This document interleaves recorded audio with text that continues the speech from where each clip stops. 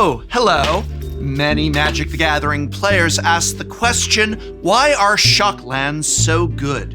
If you are a new or perhaps just casual player who has asked that question, don't worry. You're not the first and you certainly won't be the last, but that's why I'm here, to explain to you just what makes these cards so great. And don't feel embarrassed for asking, because I strongly believe that it is not immediately obvious what it is about Shocklands that make these rare and pricey cards such a big deal. Thanks to Edge of Eternity's 5 Shocklands will be legal in Standard for the first time since the complete cycle rotated along with Guilds of Ravnica and Ravnica Allegiance in the fall of 2020. If you're a new Magic the Gathering player, you may not have even had that much direct experience with Shocklands until now. But now, if you're getting into Standard or just cracking packs of Edge of Eternities, you are all but guaranteed to encounter one of Magic's most iconic cycle of dual lands. What makes Shocklands such a high-demand card? Why are they more powerful than most other dual lands? And what sort of changes can we expect to Standard as a result of their reprint in Edge of Eternities? All these questions and more are what's in store, so let's take a look.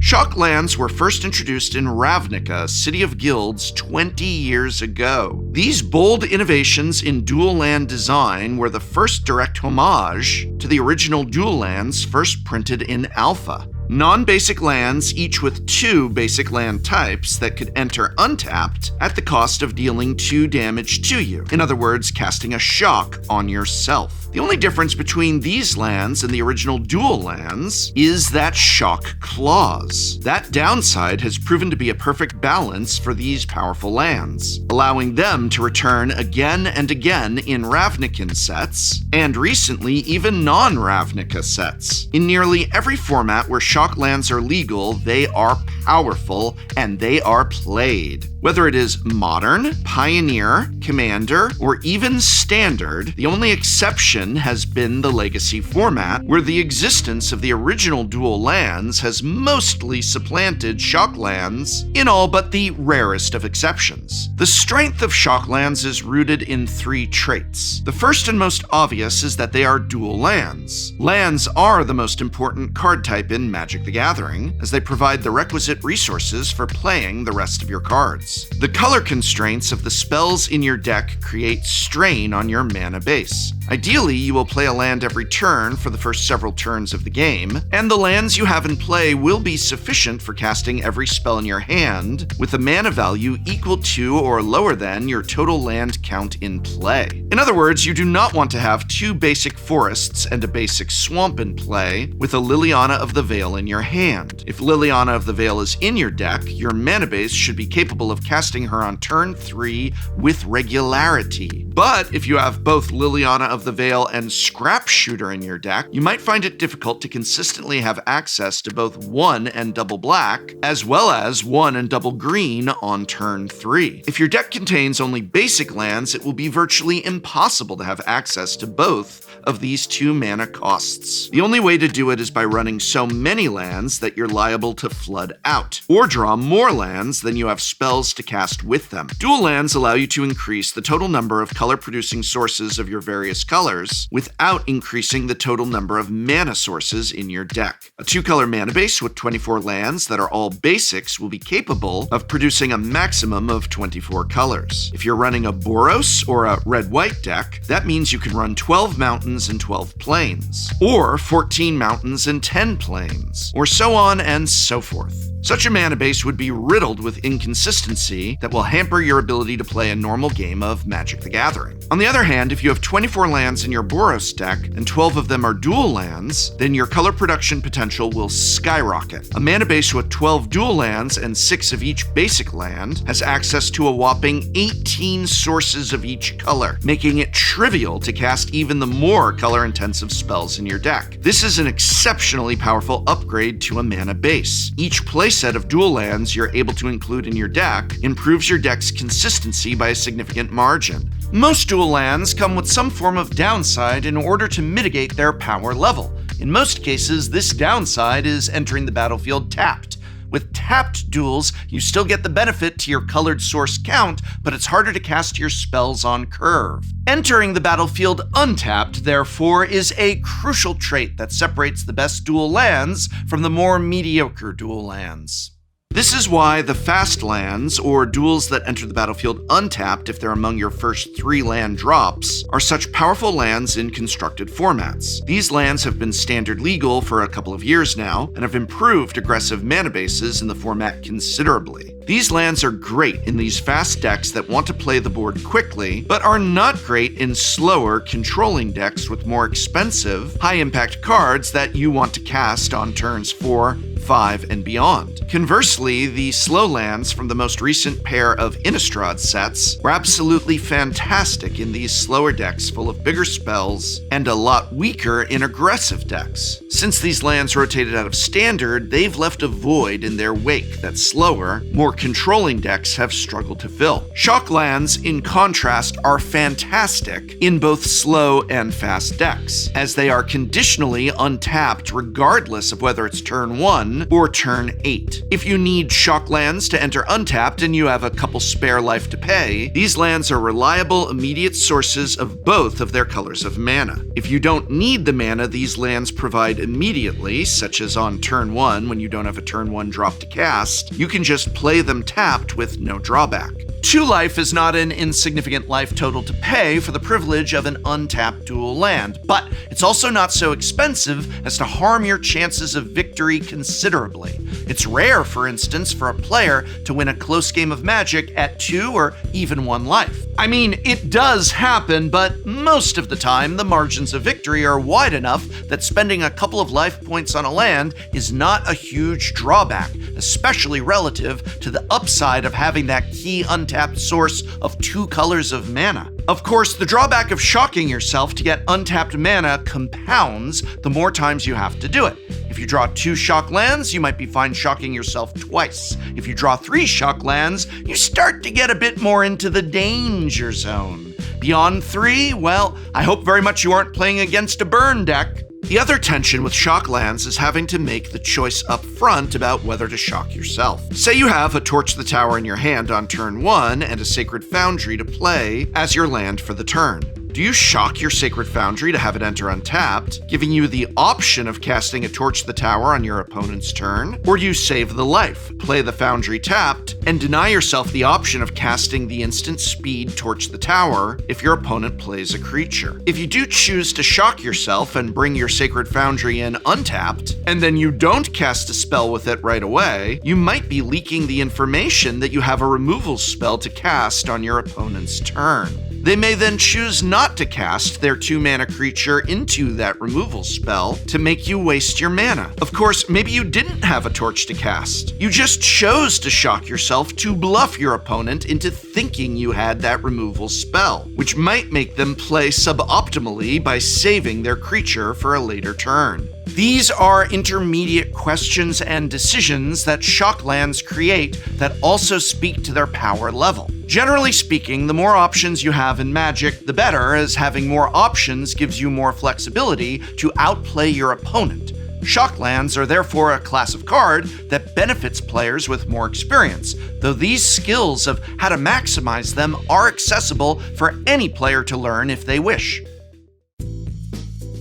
The final trait of Shocklands that make them so powerful is one that's a little more subtle than the other 2 traits, and it's the fact that they have basic land types. A Godless Shrine isn't just an untapped land that produces black and white mana. It's an untapped land that's both a swamp and a plains. In some games of Magic, this distinction isn't noticeable, but there are a lot of cards in Magic that refer to these basic land types without specifying whether they mean basic. In other words, referring to a forest or a forest card without referring specifically to a basic forest. Most notably, fetch lands are capable of searching up a shock land when you sacrifice them. This is a crucial interaction in formats like Modern and Commander. If you'd like to hear why fetch lands are some of the most powerful lands in all of Magic, we actually explored that in our video here, and you can watch that video or just click the link in this video's description to find out more about fetch lands and what makes them so great. But in Standard, at least currently, there are no fetch lands. And the more relevant interaction between Shocklands and other lands will be with the Verges from Duskmourn and Aether Drift. A Sacred Foundry doesn't just allow a Sunbillow Verge to tap for its secondary source of mana, it allows Riverpyre, Flood Farm,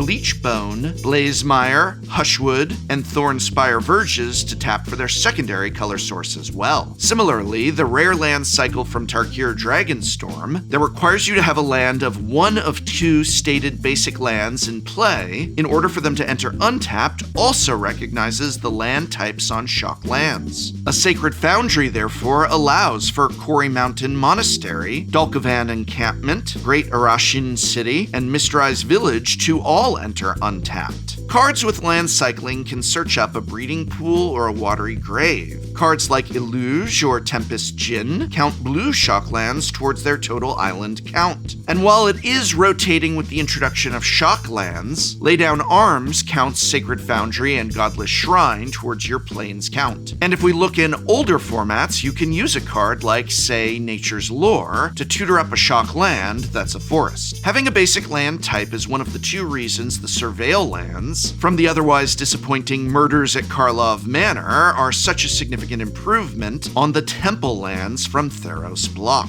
The subtle inclusion of a basic land type on these lands pushes them into the upper echelon of dual lands that can be legal in a format. But while basic land types make both Surveil lands and Shocklands very powerful, Shocklands' ability to enter untapped for a small cost of life makes them significantly stronger than even the Surveil lands that provide a more explicit upside when they enter play.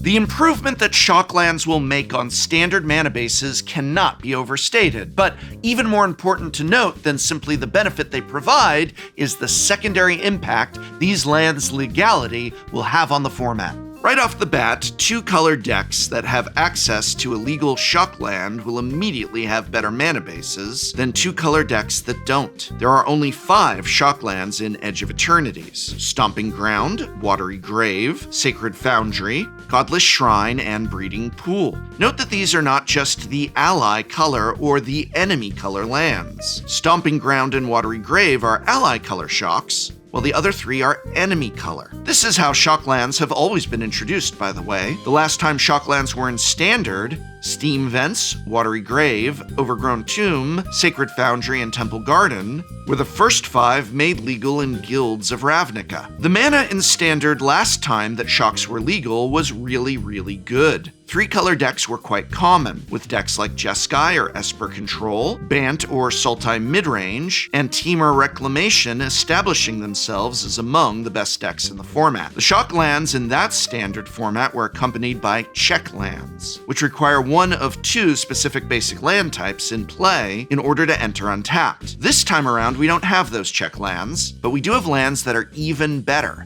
the Verges. 3-color mana bases consisting of Shocklands and Verges will be very doable when Edge of Eternities releases. Keep an eye on specifically the 3-color combos that are made up of 2 of the soon-to-be legal duels: Esper with Godless Shrine and Watery Grave, Temur with Breeding Pool and Stomping Ground, Naya with Stomping Ground and Sacred Foundry, and so forth. In particular, look toward the 3-color wedges from Tarkir. Temur, Sultai, and Mardu each get 2 Shocklands apiece from Edge of Eternities. There are so many powerful 3-color cards from Tarkir Dragonstorm that saw very little play in the months since the set's release because the mana in Standard simply couldn't support them. But all that is about to change in a big way. Remember my video about Songcrafter Mage during Tarkir Dragonstorm preview season? I said it was a very strong card that didn't have a home because 3-color decks simply weren't viable in Standard. But now, you can build an excellent Temur mana base with 8 shocks, 12 Verges, and maybe a Surveil land or 2 to complement any basics you decide to include. Songcrafter Mage is exactly the kind of card I'm talking about when I say the Shocklands are going to make previously unplayable Tarkir cards playable on day 1 of Edge of Eternity's Standard.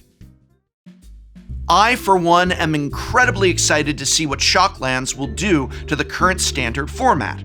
Verges are the best land cycle to complement standard legal shocks since the original fetch lands in Onslaught were paired with the original cycle of shocks in Ravnica City of Guilds. 3-color mana bases are often sketchy in Standard, but that won't be true in just a few weeks. The possibilities suggested by that change are as wide as the pool of powerful Standard legal multicolor cards. Standard is about to look very, very different, and it's all because of the reprints of these 5 iconic lands. But now I want to hear from you. Are there 3-colored Standard decks that you're excited to explore once you can put some Shocklands into your mana base? And remember, if you're interested in mana bases for formats other than Standard, be sure to check out our guide to building every mana base for every possible Commander deck here, or just watch our episode about what makes Fetchlands one of the most powerful cards in all of Magic there. You can watch these videos by clicking on the I or linked in this video's description. And remember, whether you are just buying singles or perhaps accessories for your many Magic the Gathering decks, when it is possible and when it is reasonable to do so, try and spend that money at your local game store. You're supporting your Magic the Gathering community when you do.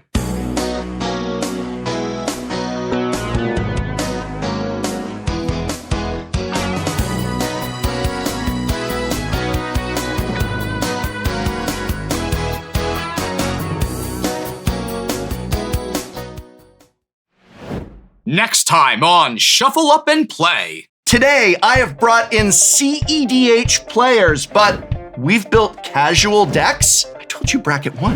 You did not. Yes, I did. You said you're changing the rules. You texted me. I came up with this content idea. I thought it was just casual. I know it was a firm bracket. Wait, what's yours? Is your higher Mine's bracket? bracket 1. Okay. You're always bracket 1. No, hang on. Do you normally just carry a Geiger counter around with you? Did you buy this from Bethesda? So, it's milk, right? So it's after you draw. What you do for that is... Thank you. Sorry. Yes. I hate that. That's much better. It makes. I take 5, going down to... I I